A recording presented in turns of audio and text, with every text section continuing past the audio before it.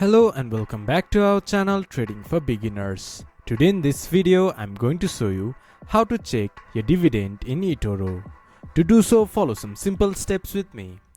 First of all, open your Etoro application or go to Etoro website from your browser.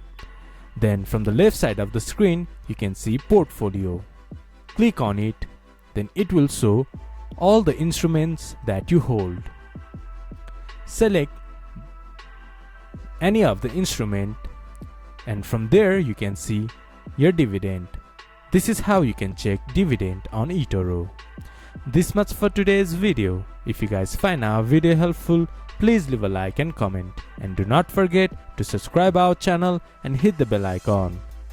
I'll see you guys again in our next video. Thank you for watching.